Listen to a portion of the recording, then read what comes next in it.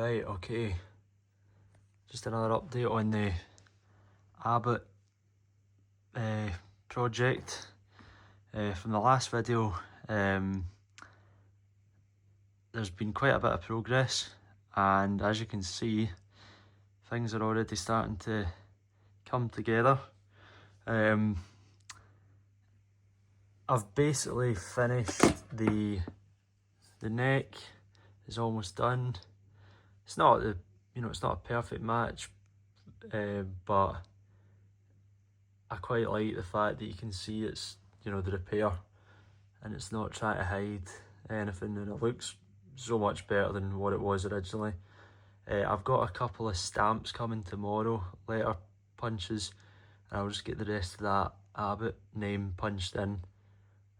Hopefully it ties it together a bit better. The veneer in the front's all nice, got a nice shine to it. I've just put one of the bushings in there just as a little test of it.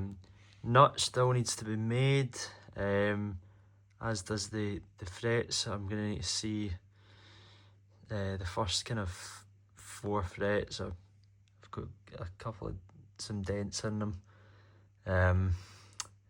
But yeah, I also went to a local platers, which was about 15 minutes away from me, and they have done a brilliant job in nickel plating this, the metalwork. So the flange is now looking amazing, the way it should. And I got basically all the parts. There's a few bits I didn't get, but tailpiece is now nice and shiny. Some of the threads are a bit tight, so I'm going to need to maybe on some of in fact most of the tension hooks, the nuts are quite tight on them, so I might need to kind of maybe a bit of WD-40 on it or something. Also the tuning pegs,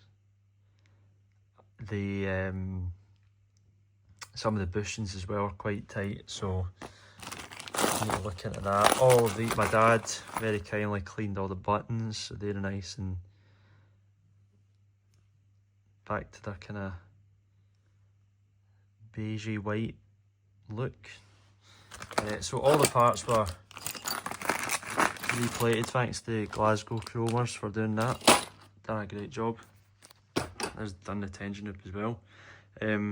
I mean, it's not, there were bits that are, there's little bits that can't be, but I mean, it's 100 years old, this thing, so, well, almost 100 years old. And I didn't get the vellum hoop plated. You're never going to see that. Just a bit of wire wool on that. But I think one of the main progressions with this is the resonator. I can't remember in the last video if I shown you, or I told you that I got a kindly Steve Helm, who's a great George Formby ukulele player, got in touch, and he had a spare back, like for this Abbott here that I've got. This is all original. This curved back here, when I got this one, it was beyond saving. It was just all warped, and I don't know what had happened to it, but thankfully the outer hoop, this bit here, was intact, so I've managed to save that. But Steve kindly sent me a spare resonator he had from an unfinished Abbott copy, and the curved dimensions were the exact same as on an Abbott, a real Abbott. So he kindly sent me that, and I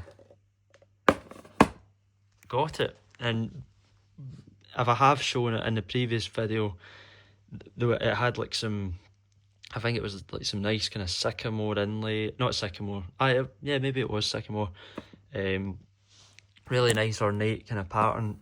But the wood itself, I don't know if, it was stained or whatever. It just, I couldn't get it back to a clean look.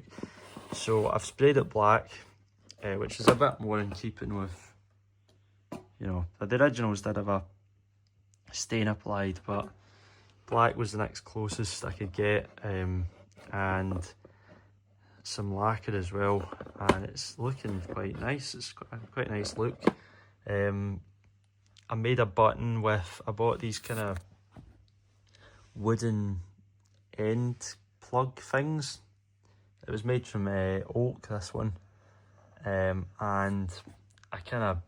I aged it a bit with acrylic paint. It's not I might redo this, and lacquer, and then I put a dowel on the end of it, plugged it in the hole. It is more in keeping with how it would look, and then some binding around the edge, which I think I might redo, because the binding that was sent to me was just so badly warped. I tried heating it up, couldn't get it back. For the most part, it is a pretty neat job, but then there's bits here that I'm not happy with. But overall, I mean, I'm amazed at just how well it looks. I was worried about how it was going to look, and if I just get it, I've still put the resonator blocks in, but you can already see it's going to be a nice fit. And then obviously where the screws are, there'll be little wooden blocks. When I got this, it was kind of weird, because I don't know if someone had maybe tried to put more in, but there was blocks like here as well, so when you looked through these slots you could actually see bits of wood, which is not how it should be. This should be, the little blocks should be invisible. In fact, you can barely see it in there. So I'm going to cut some new ones. Did I have one in here? No. I mean, this is what was in it originally. These are done basically, but they all had little nails that will go through the side. Does this one have it? Don't think this one has them. But yeah, so they'll help. I'll glue them in, and then I'll put a wee pin through, and then we'll get some new screws in there as well. Another thing that needs addressing is the neck fitting. Not only is the neck too low, which is usually the opposite. Usually the neck's too high.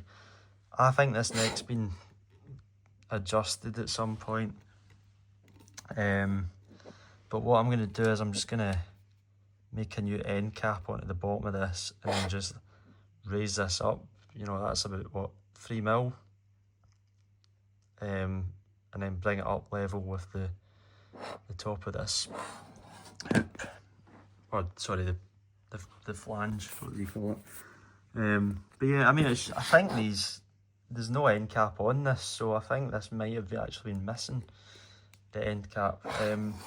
It's the thing over the years, this with Abbott's, this one's got the 3-piece sycamore neck, which is kind of more like George Formby's one, and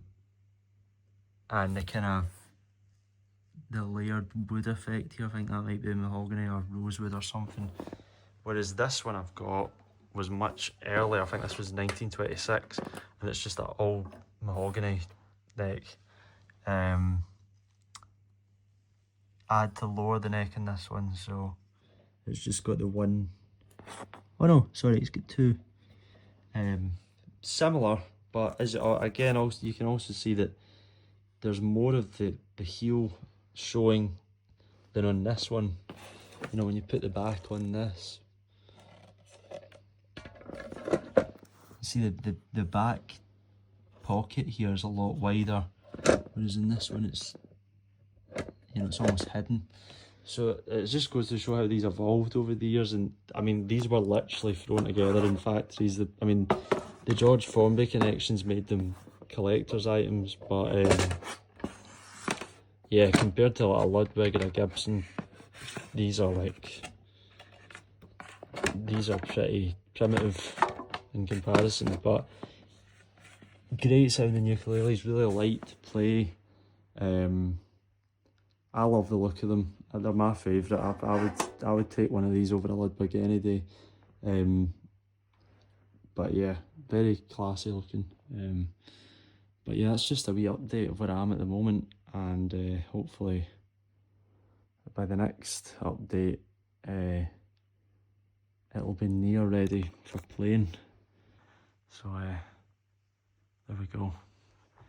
Until the next video.